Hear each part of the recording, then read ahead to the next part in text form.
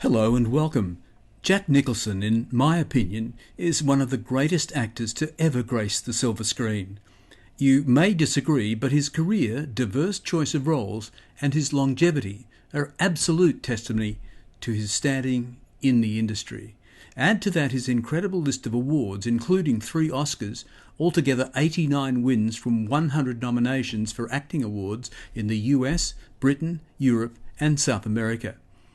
In 1985, he won one of his 3 Oscars for his performance as the not-so-smart hitman working for a mafia boss in New York, opposite Kathleen Turner and his former partner Anjelica Huston in the film Prizzi's Honor. The movie was directed by Anjelica's dad, the legendary John Huston. I spoke to Jack shortly after the film had opened to strong reviews around the world, and I began by noting he had a few trepidations about accepting the role. I understand that you had a few trepidations in thinking about accepting the role. Yeah, that's that's a matter of record of many interviews like this. I didn't really understand the material to begin with. I didn't know it was a comedy. At what point did it begin to sort of dawn on you, if you like? It didn't dawn on me. It just I found out. And then from there on in, it was simple. Right. So how did you go about creating the character? Was it just off the pages of the script, or did you have other ideas at the back of your mind? Well, of course, every actor has lots of different ways, and I used a lot of different ways on this character. We had to go out into Brooklyn where there's a very specific way of speaking. I studied a few other things, something about the actual environment. Tried to research a little bit about what it was actually like in the environment, etc. I mean, did that entail, in fact, talking to any people, any of the mafiosi at all? Well, as you know, nobody quite knows what the mafiosi is, but I talked to a few people, yeah. Yeah. What were there any surprises in that? I mean, in terms of getting something for the character, is it something that you didn't expect to find? A lot of it was, a lot of surprises within it. It's an interesting, exotic environment, and so there was a lot to learn in there. Can you detail anything at all that sort of sticks out? Well, I think the picture speaks for that. Certainly does. The canary jacket, the canary-coloured jacket, I thought spoke a lot too. Yeah, canary jacket was funny. They wanted the funny jacket. Well, did wardrobe come up with that, or was that your idea? That was my idea. What was the thinking there? And it was my jacket. What? It was your jacket, was it? Yeah. How long had you had that, or did you go out and buy it? I didn't buy it. It was a gift. Right. From Anjelica? Yeah, from Harrods in London. Oh, really? Yeah. I presume you've had a lot of comment about the jacket. Millions of people have seen the movie. Yeah. Can I take you back? I wanted to talk some more about the movie, but while I've got you having a bit of a yarn, I thought, could I take you back a little bit to those days, really prior to working with Roger Corman? Because I think you worked for a while at MGM, didn't you? Yes, I was in production as office boy in the cartoon department. Was that, at that point, a deliberate sort of first step to get into films generally, or to get into acting? No. I just wanted to see them make movies and stuff. So what was the connection? Just simply through high school, going to movies and so on, it became an intrigue for you? Yes. And then how did it grow from there? They asked me. Incidentally, let me ask you about this interview. Well, what would you like to do? Because all of this stuff we're talking about, as I'm sure you know, is printed, reprinted, and available in research. Sure. You know, the story of my life, so to speak. You know. Right. Well, I drifted into acting, really. Yeah. No, I didn't want to go back and step by step career. Yeah. No, I was just wondering though. I was aware of all that, but I just wondered how deliberate your efforts were to get into film acting. That was all. Well, as I say, I drifted in more as a fan. You know, I was working there, and some people asked me about it. I wasn't. You know, I really wasn't thinking in those terms, although I was already a little. You know, I mean, I had acted in school plays. But I wasn't really thinking about it. As I say, when you're in the position of wanting to just see them make movies as a fan, you're not really thinking about being in them yourself. Yeah. Long jump from there to there. Sure. And then some people at MGM got interested in me. Why, I don't know. And one thing sort of led to another.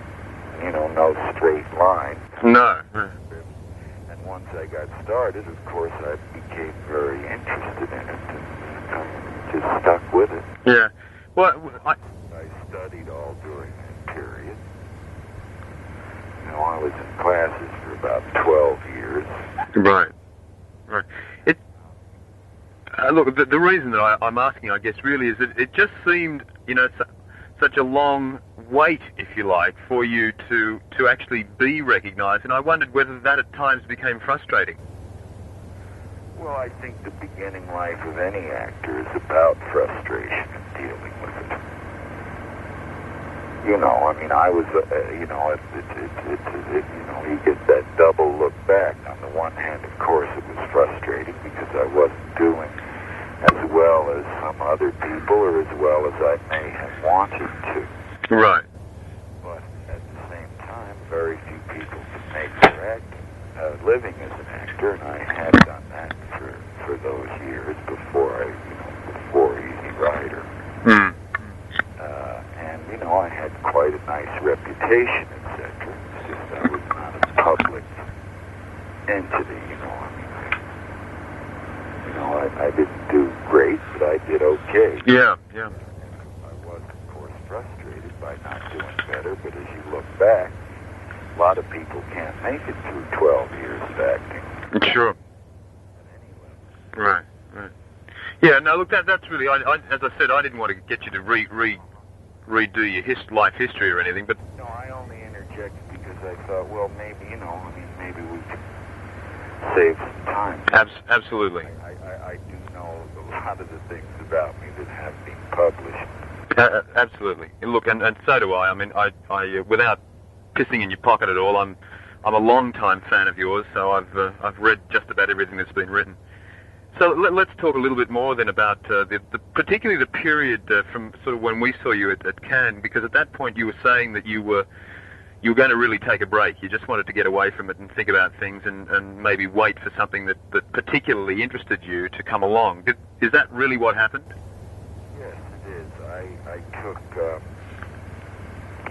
2 years completely off work. And, you know, I mean, I had intended for that to be really a year and a half. And then it took me a little longer to organize or find something I wanted to do. And when I had found actually 2 movies that I planned to do, the first one was Terms of Endearment, which I felt I would be successful in the part. And, you know, it's something, you know, I wanted to do something that, you know, I had done. I was at Cannes for Postman Always Rings Twice. That's right.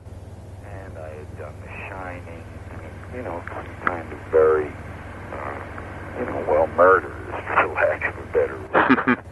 And I wanted to do something a little more humane. And I had another movie that I was going to do after that, which was, you know, a Western, modern Western. And that because of ill health to 2 directors in a row, that film had to be canceled. What was that one? called Roadshow. Right. As I say, for non-movie reasons, actually health reasons, the film had to be canceled. And then and right after that, I went into Prizzi's Hunter. Right. How did you become aware of that? Was it through John approaching you? Because I was aware that you'd wanted to work with him for some time. I mean, long before you knew Anjelica. Yeah, I mean, that's a lifelong ambition, not only for me, but for most actors. Yeah. Great. And, I was surprised, actually, that I didn't just say yes right away, because I had to, as I say, it's a lifelong ambition. And, we read the book and talked about the material. I mean, that was a year or two just in that stage.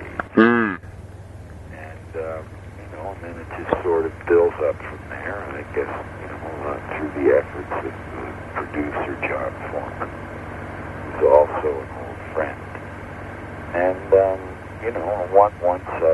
once we got started, I just had one of the best times I've ever had.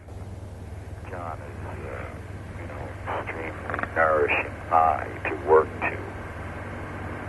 And, working with Anjelica was a great pleasure because, I've certainly been aware of her aspirations as an actress, for a long while. That's the thing that I'm most proud of out of the picture. They had a long history about work, too, and I think they resolved a lot of that through this job, and that was a pleasure to be a part of. Right, yes. It's a pity. She's marvelous in it, and it's a pity, really, that we haven't seen more of her. Well, again, some careers are like that. It takes a while to get started, but very often the harder it is at the beginning, the more you have to offer once things start coming your way, and I'm hopeful that will be Anjelica's case, and I must say I always rather thought it would be, because she's nothing if not a strikingly unusual person. And that being the case, you always kind of have to create, your presence in a way creates a literary facet that people will start thinking about Anjelica. I mean, that's already happened. I think she was telling me the other day she's been submitted something like 38 different scripts. She was up looping yesterday. She did a 3D experimental film with Francis Coppola and Michael Jackson. Oh, really? What's that called? It's an experimental film in 3D. It's a new thing. It's not for theatrical distribution. Oh, right. Right. It's a piece of experimental work that they did. And she's on her way, in my opinion. Yeah, well, that's terrific. What about? I saw in one interview we've had published out here just in the last few weeks, you made a passing reference to the fact that you are now ready to direct. I mean, what about doing something with her in that capacity?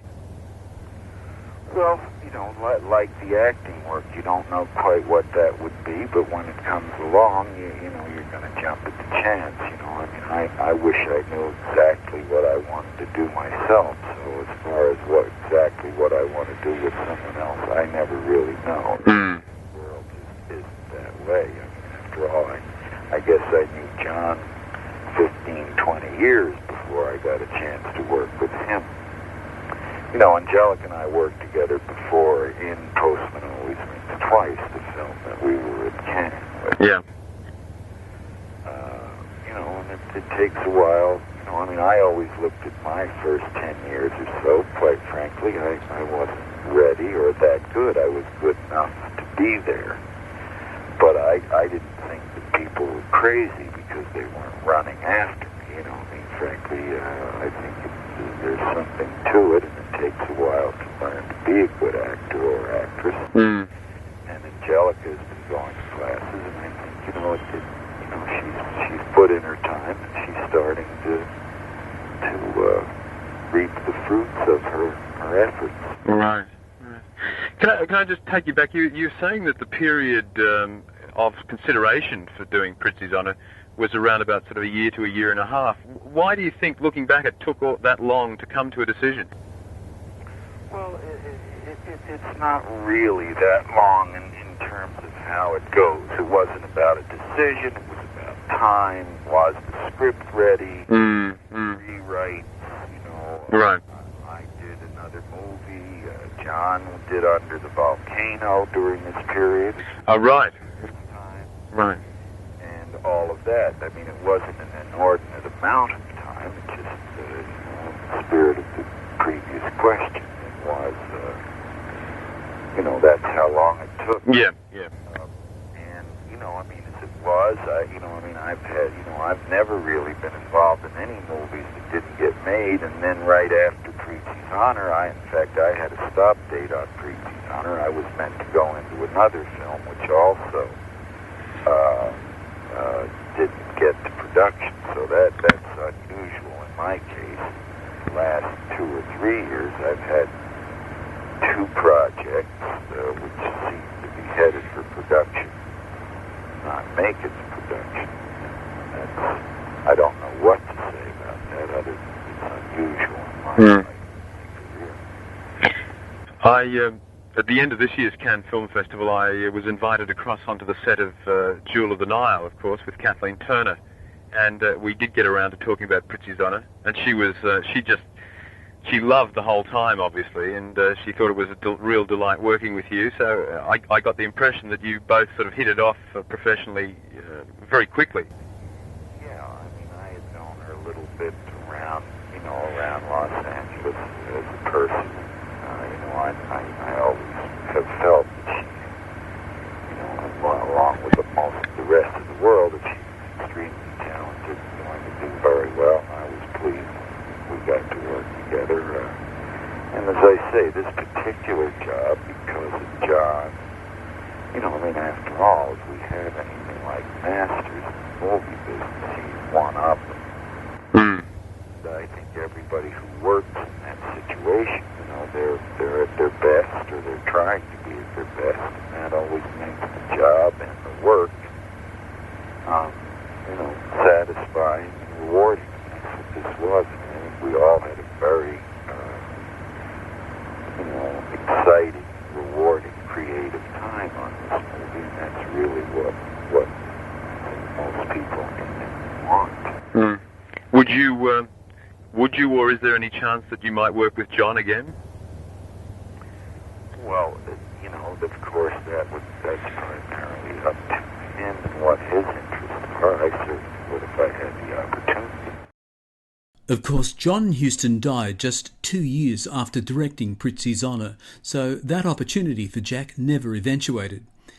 In the second part of this interview, Jack talks about his reactions when he saw the final cut, also about the enormous respect that the then 79-year-old John Huston's presence commanded from every member of the cast and crew, and about the spectacular lovemaking scene near the start of the film and how it was handled.